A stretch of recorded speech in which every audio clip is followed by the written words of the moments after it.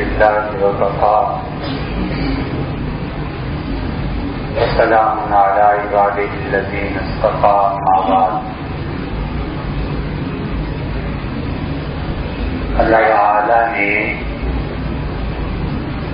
قرآن مجید میں دو جلیل القدر انبیاء علیہ السلام کی ایک بات بیان کی.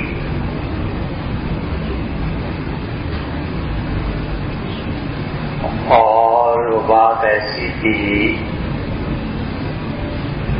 کہ حضور صلی اللہ علیہ وسلم نے ارشاد فرمایا کہ کاش حضرت موسیٰ علیہ السلام خاموش رہتے اور اللہ کے جو فیصلے تھے ان میں سے فیصلوں کا اور پتہ چلتا.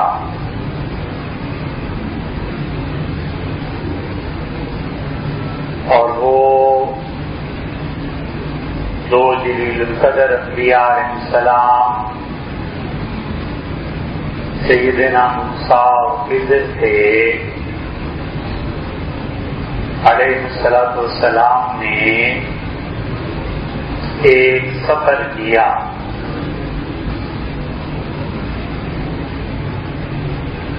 اور قرآن کریم میں یہ جتنے قصے آئے ہیں انسانوں کے لیے بہت زیادہ اس میں سمجھنے کی باتیں ہیں. اور اسی لیے اللہ کہتا ہے کہ افلا یتدبرون القرآن، کیا لوگوں نے قرآن پر غور نہیں کیا کہ جو قصے ہم بیان کرتے ہیں اس سے کوئی نصیحت حاصل کریں. ام علی قلوب اقفالها، یا ان لوگوں کے دلوں پر تالے پڑ گئے ہیں اور کچھ قرآن کو پڑھ کر بھی نہیں سمجھتے.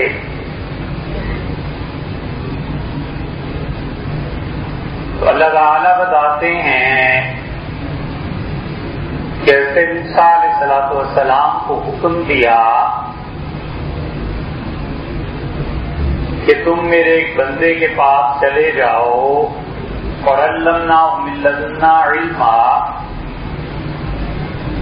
ہم نے اسے ایک ایسا علم دیا ہے جو خود ہماری طرف سے ہے.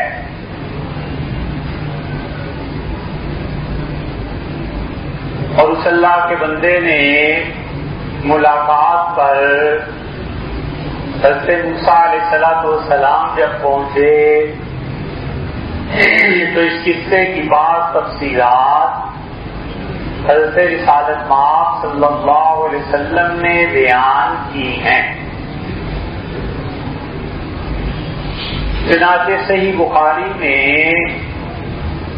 امام بخاری رحمۃ اللہ علیہ ان آیات کو بھی لکھتے ہیں اور بیچ بیچ میں وہ تشریح بھی کر دیتے ہیں جو صحیح روایات میں آئی ہے.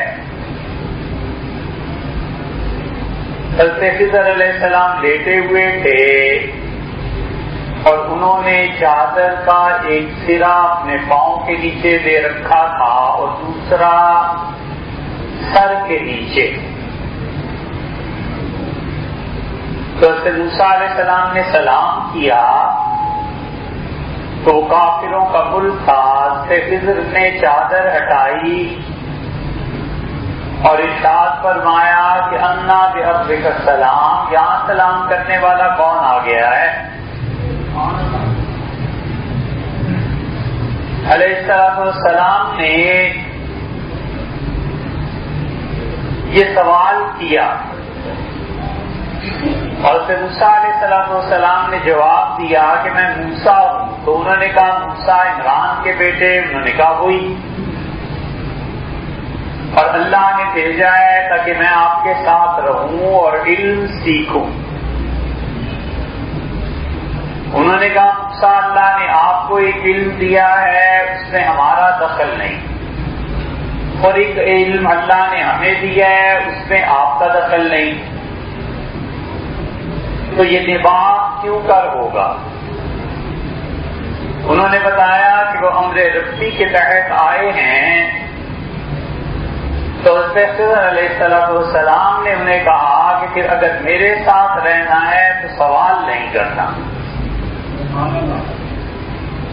اب جاتے جاتے دونوں چلے اور کشتی میں بیٹھے اور سمندر عبور کرنا تھا یا دریا، اور ایک جگہ پہنچے اور حضرت خضر علیہ السلام نے گلی میں کھیلتے بچوں میں سے ایک بچے کو پکڑا اور اس کی گردن توڑ کے آگے چل پڑے، مر گیا۔ حضرت موسیٰ علیہ السلام کو بڑا تعجب ہوا اور انہوں نے کہا کہ اقتلت نفسا زکیہ، ایک معصوم بچے کو آپ نے قتل کر دیا اور حالانکہ اس سے کوئی قصور نہیں کیا۔ انہوں نے کہا میں نے تمہیں پہلے نہیں کہا تھا کہ سوال نہیں کرنا، میں جو مرضی کروں؟ چپ ہو گئے۔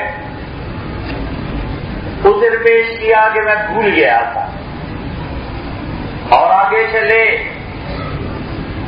اور ایک جگہ وہ جو کشتی پہ آئے تھے پہلے تو انہوں نے یہ کیا کہ وہ کشتی سے جب اترے تو انہوں نے پیسے نہیں لیے اور انہوں نے ان کی کشتی توڑ دی۔ تو اس سے موسیٰ علیہ السلام نے فرمایا کہ حملنا بغیر مولین، بغیر پیسے کے انہوں نے احسان کیا اور ایک جگہ سے دوسری جگہ منتقل کیا، تو ان کے احسان کا بدلہ آپ یہ دے رہے ہیں کہ کشتی کے ٹکڑے کر دیے، یہ کیا؟ اور تیسری جگہ وہ پہنچے اور انہوں نے کھانا مانگا اور گاؤں والوں نے کھانا نہیں دیا، تو انہوں نے ایک دیوار تعمیر کر دی اور دھوپ چمکی بھی تھی، اور اس سے موسیٰ علیہ السلام نے کہا کہ لو شئت لاتخذت علیہ اجرا، حضرت اس سے کچھ پیسے ہی لے لیتے، دیوار جو بنائی ہے ایک تو مزدوری کی ہے۔ تو انہوں نے کہا موسیٰ علیہ السلام سے کہ بس بہت ہو گیا، اور پھر موسیٰ علیہ السلام نے بھی دوسری بات کے بعد کہا کہ اگر اب میں آپ کے کسی فعل پہ اعتراض کروں تو پھر آپ مجھے الگ کر دیجیے گا۔ تیسری بات جب انہوں نے اعتراض کی تو انہوں نے کہا آبا فراق بینی و بینک، یہ میرے اور آپ کے درمیان آج علیحدگی کا دن ہے۔ اور پھر انہوں نے وہ تینوں چیزیں بتائیں کہ انہوں نے کیوں کی، اور رسول اللہ صلی اللہ علیہ وسلم نے فرمایا کہ کاش موسیٰ علیہ السلام چپ رہتے اور جو باتیں پتہ چل رہی تھی، تین باتیں اس کے بعد مزید اللہ کی طرف سے جو باتیں تھیں معلوم ہو جاتی۔ یہ انسانی شخصیت کی جو تین تباہ کن چیزیں ہیں، ان میں ایک پچھلے جمعے کو عرض کی تھی کہ حدیث نفس، کہ اپنے آپ سے گناہ کی باتیں کرنا، اور دوسری چیز جو انسان کو بالکل برباد کر دیتی ہے دنیا اور آخرت، وہ ہے کہ کسی شخص کے فعل پر اعتراض کرنا۔ چنانچہ جس پہ ہم اعتراض کرتے ہیں اس کی صلاحیت سے فائدہ نہیں اٹھا سکتے۔ بڑی عام فہم اور عقل کی بات ہے کہ ایک آدمی ڈاکٹر کے پاس جاتا ہے اور جا کر کہتا ہے کہ ڈاکٹر صاحب یہ جو دوائی دی آپ نے اس سے مجھے نفع نہیں ہوا، یہ بات بالکل ٹھیک ہے، ہو سکتا ہے آدمی کہتے ہی ہے۔ یہ ہے تنقید، نفع دروی میں کہتے ہیں پرکھنے کو۔ ایک آدمی کہتا ہے کہ حضرت وہ جو آپ نے وظیفہ بتایا اس سے نفع نہیں ہوا، یہ ہے تنقید، اور اسلام اس کو کہتا ہے کہ کرو۔ حضرت رسالت پاک صلی اللہ علیہ وسلم بہت سی چیزیں ایسی کرتے تھے جن پہ صحابہ کرام رضی اللہ عنہ مشورہ دیتے تھے کہ اللہ کے رسول یہ نہیں یہ کر لیں، اور اس تنقید کے ساتھ جب توہین کو جمع کرتا ہے تو یہ ہے اعتراض۔ کہ کہتا ہے ڈاکٹر صاحب آپ کی دوائی سے نفع نہیں ہوا، اور پھر کہتا ہے تمہیں کس نے ڈاکٹر بنا دیا ہے. یہ جو جملہ ہے نا کہ تمہیں کس نے ڈاکٹر بنا دیا ہے، یہ اس کے پیشے کی توہین ہے کہ توہین اور تنقید کو جب جمع کرتا ہے تو کسے کہتے ہیں اعتراض، اور اعتراض کے نتیجے میں جس پر اعتراض کرتا ہے اس کے نفع سے معلوم ہو جاتا ہے. ڈاکٹر اپنا نسخہ واپس لے کے کہتا ہے تشریف لے جائیے کسی اور ڈاکٹر کے پاس اور اس سے علاج کرا لیجیے. اور نفس کی آفات میں بہت بڑی آفت ہے کہ انسان ہر بات پر اعتراض کرنے لگے، اور مسلمان ہوتا ہے اعتراض کرتا ہے اپنے بھائیوں پر، اپنے مسلمان بھائیوں پر، اور کافر کو اعتراض کی عادت پڑ جاتی ہے تو وہ اعتراض اپنے بھائیوں پر بھی کرتا ہے، مسلمانوں پر بھی کرتا ہے، اور ہوتے ہوتے یہ اعتراض رسول اللہ صلی اللہ علیہ وسلم پر کر دیتا ہے. کتاب لکھ دیتا ہے کہ نبی صلی اللہ علیہ وسلم نے یہ چیز کیوں کی. اگر وہ یہ کہے کہ حضور صلی اللہ علیہ وسلم کی بات سمجھ میں نہیں آئی تو کوئی حرج نہیں، سمجھا دیں گے. جب وہ یہ کہتا ہے کہ بھلا یہ بھی نبی تھا جس نے ایسی حرکتیں کی ہیں، تو یہ جو جملہ ہے اس نے اعتراض کو یعنی تنقید کو اور تنقید دونوں کو جمع کر دیا. توہین کا بھی مرتکب ہوا اور تنقید کا مرتکب ہوا. تو نتیجہ یہ نکلے گا کہ اللہ کی طرف سے جو سمجھنے کی صلاحیت ہے کافر کی وہ سلب کر دی جاتی. اس لیے تنقید کا حق اللہ نے دیا ہے.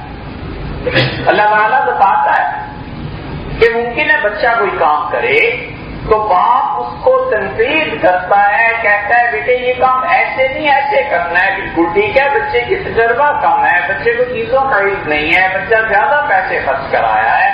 باپ سمجھاتا ہے کہ بیٹے پیسے کا مسئلہ ہے، ٹھیک ہے یہ کریں گے لیکن آج تو ذرا تو یہ سب چیزیں جائز ہیں. اور جب وہ کہتا ہے کہ تم گدھے ہو، بے وقوف ہو، تو اس کے ساتھ ساتھ اس کے نفس پہ ضرب لگاتا ہے تنقید اور توہین کی. یہ توہین اور تنقید جب جمع ہو جاتی ہیں تو یہ اعتراض ہوتا ہے. بچہ کہتا ہے اپنا کام خود کر لو بابا، میں آپ کے کام کر. اس لیے انسان کا نفس اسے تنقید پر ابھارتا ہے، انسان کا نفس اسے اعتراض پر ابھارتا ہے. نتیجہ یہ نکلتا ہے کہ آدمی کی زبان کھل جائے تو وہ پھر اللہ پر بھی اعتراض کرتا ہے. وہ چاہتا ہے کہ آج دھوپ نکلے اور بارش نہ ہو اور بارش ہو جاتی ہے. اب اس انسان کو بڑی تکلیف ہوتی ہے کہ آج یہ بارش کرنی تھی، آج یہ موسم ہونا تھا، آج تو میں نے یہ کرنا تھا یہ کرنا تھا. وہ اللہ عز و جل کی قدرت پر اعتراض کر رہا ہے اور خدا کی اسکیم میں دخل دے رہا ہے. اللہ ہی کو معلوم ہے کہ اس علاقے میں بارش کا کیا فائدہ ہے اور کیا ہونا چاہیے تھا. اسے بجائے اس کے کہ فہم سلیم عطا ہوتی اور بجائے اس کے کہ وہ صحیح بات کو سوچتا کہ اللہ تعالیٰ نے بارش برسائی ہے، میرے لیے مصیبت آ گئی، اور مصیبت کو نعمت میں بدلتا. ایک بات صرف سوچنے کی تھی کہ جس کو میں مصیبت سمجھ رہا ہوں، اللہ نے فرمایا بشر الصابرین، اس مصیبت کے نتیجے میں مجھے صبر کرنا پڑے گا، اور جب صبر کروں گا تو اللہ نے کہا اولئک علیہم صلوات من ربہم ورحمہ، پروردگار کی طرف سے ان پر رحمتیں نازل کی جاتی ہیں جو صبر کرتے ہیں، رب کی طرف سے شاباش دی جاتی ہے جو صبر کرتے ہیں. تو کہتا ہے باری تعالیٰ یہ جو مصیبت آئی ہے تیری نعمت، شکر ہے تجھے یاد آ گیا تو آپ کی توفیق ہو گئی، نماز کی توفیق ہو گئی، لیکن شکل اس نعمت کی مکروہ ہے لہذا بشر ہوں. اس پہ ذرا سا ذہن میں آتا ہے کہ تیری رحمت اگر کسی اور صورت میں آتی تو زیادہ بہتر ہو جاتا، آپ نے اسی طرح بھیج دی تو بسم اللہ. وہ بجائے اس کے کہ مصیبت کو نعمت میں بدلتا، مصیبت کو اعتراض میں بدلتا ہے. مصیبت سے ویسے بھی چھٹکارا نہیں ملنا جب تک کہ اللہ نہ چاہے، اور دنیا اور آخرت دونوں کو برباد کرتا ہے. اس لیے زندگی میں جتنے مصائب آئیں، جتنی پریشانیاں آئیں، ان کو نعمت میں تبدیل کرتا رہے. قرض کا بوجھ ہو گیا، لوگ نافرمان ہو گئے، توہین ہونا شروع ہو گئی، لوگوں نے جوتے مارنے شروع کر دیے، سب چیزیں اپنے نفس سے دستبردار ہو جائے اور جو کچھ پیش آتا ہے اسے اللہ کی جانب سے سمجھے کہ ہے خدا کی رحمت، لیکن اس کی شکل ذرا سی خراب ہے، میری سمجھ میں نہیں آتا، نہ آئے، اللہ کا فیصلہ یہی ہے، بس چپ کر۔ حضرت مجدد الفسانی سرندی رحمت اللہ کے سلسلے کے بہت بڑے بزرگ تھے، کہیں تشریف لے جا رہے تھے اور دلی میں لونڈے گلیوں میں کھیلتے تھے، کسی نے پتھر مارا، حضرت نے مڑ کے دیکھا کہ پتھر کون مار رہا ہے، تو اس نے کہا چل مولوی کیا دیکھتا ہے؟ تو انہوں نے فرمایا یہ دیکھتا ہوں کہ پتھر مارنے کی مصیبت کے لیے کس بدبخت کو نامزد فرمایا گیا ہے، میں یہ دیکھتا ہوں۔ اس لیے ایمان جب پختہ ہو جاتا ہے تو انسان مصیبت پہ بھی اللہ کی رحمت کو دیکھتا ہے اور اس پہ نظر جاتی ہے۔ اس لیے اعتراض پہ محابہ کرنا اور یہ نہ سمجھنا کہ اعتراض میں، تنقید میں اور تنقید میں کیا فرق پڑ جاتا ہے، وہ انسان غیب کی دنیا میں دخل دیتا ہے۔ نتیجہ یہ نکلتا ہے کہ موسیٰ علیہ السلام جیسا پیغمبر اللہ تعالیٰ نے ہٹا دیا اس سے، اور انہوں نے کہا حضرت بس آپ کے اور میرے درمیان آج جدائی ہو گئی، اور رسول اللہ صلی اللہ علیہ وسلم یہ فرماتے ہیں کہ کاش موسیٰ علیہ السلام چپ رہتے اور اللہ کی باتوں میں سے کچھ باتیں ہمیں پتہ چل جاتی۔ محسرین نے اس پہ مزید لکھا ہے، وہ کہتے ہیں کہ موسیٰ علیہ السلام نے بھی اعتراض نہیں کیا، وہ کہتے ہیں صرف نقد ہی کیا، لیکن جو کامل آدمی ہوتا ہے اس کی چھوٹی سی بھی لغزش بہت بڑی شمار ہوتی ہے۔ آپ روڈ پہ چلتے ہیں، روڈ پہ چلتے ہوئے پتھر پاؤں کے نیچے آ جائے، پتہ نہیں چلتا کبھی کبھی، اور اسی پتھر کا ہزارواں حصہ اگر آنکھ میں پڑ جائے تو آنکھ بے قرار ہو جاتی ہے۔ وجہ اس کی یہ کہ آنکھ میں قوت حس زیادہ ہے بنسبت پاؤں کے۔ اسی طرح وہ تکلیف اور مصیبت اور پریشانی جب کسی محبوب سے پہنچتی ہے تکلیف زیادہ آدمی محسوس کرتا ہے کہ اس نے یہ بات کر دی، اس نے یہ کام کر دیا، یہ بات ہو گئی۔ رسول اللہ صلی اللہ علیہ وسلم نے اسی لیے لوگوں کو سمجھایا ہے کہ جب وہ اعتراضات کرتے رہیں گے تو جہاں سے اصل منبع آ رہا ہے وہاں سے انقطاع ہو جائے گا، نتیجہ یہ نکلے گا کہ وہ آدمی اس جگہ کے فوائد سے محروم ہو جائے گا۔ اس لیے کافر اللہ پر اعتراض کرتا ہے، عاجز آدمی اللہ کی تقسیم پر اعتراض کرتا ہے کہ اللہ اسے گاڑی دے دی اور مجھے نہیں دی، خدا بندہ اس کے بینک میں کروڑ روپے جمع ہو گئے اور مجھے نہیں دیا، یہ حسد ہے۔ پھر اس بنا پر اٹھ کر اس کے خلاف سازش کرتا ہے کہ کسی طرح اس کا کاروبار تباہ ہو جائے، اسی طرح پیسے کا جو ذریعہ اس کے پاس ہے میرے پاس آئے نہ آئے اس کے پاس بھی نہ رہے۔ یہ جو حسد کرتا ہے نتیجہ یہ نکلتا ہے کہ اللہ کی تقسیم پر اعتراض کرتا ہے، تو شہنشاہ مطلق اللہ عز و جل وہ چاہے تو اسے مزید محروم کر دے، آخرت سے بھی محروم کر دے، اور چاہے تو اسے نوازتا۔ حضرت رسالت پناہ صلی اللہ علیہ وسلم نے فرمایا بنی اسرائیل میں ایک عبادت گزار آدمی تھا، بڑی نمازیں پڑھتا تھا، اور اس نے اپنے چھوٹے بھائی کو کہا کہ تم بھی نماز پڑھا کر۔ اس نے کہا وہ میرا فیل ہے، میں پڑھ لوں گا۔ پھر ایک دن اس سے اعتراض کیا اور کہا تو نماز پڑھا کر۔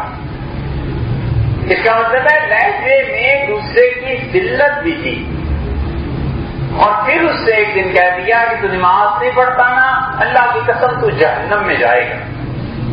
اللہ تعالیٰ نے پھر فرشتوں کو بلایا اور کہا یہ کون ہے جو میرا نام لے کر لوگوں کو ڈرا کر انہیں میری رحمت سے مایوس کرتا ہے؟ مجھے اپنی ذات اور عزت کی قسم ہے اس کی ساری نمازیں میں نے برباد کر دی، اور اس چھوٹے کو میں توفیق دوں گا یہ میری عبادت کرے گا اور نماز پڑھے گا۔ وہ بڑا محروم ہو گیا اور چھوٹے کو نماز کی توفیق ہو گئی۔ اللہ پر کسی چیز کا اثر نہیں ہے، ہم انسانوں پر اسے قیاس نہ کریں۔ ہم لوگ جب دوسروں کی توہین کرتے ہیں اور خدا کا نام لے دے کے لوگوں کو یہ سمجھتے ہیں کہ وہ گناہ گار ہیں، کوئی پتہ نہیں چلتا کہ اللہ کس گناہ گار کو توبہ کی توفیق بخش دے اور کس صالح اور نیک آدمی کے عمل برباد ہو جائے۔ ہمیشہ اللہ کی بے نیازی سے ڈرے اور اپنے نفس کی برائیوں پر نظر رہے اور یہ سمجھتا رہے کہ جو ذلت ہے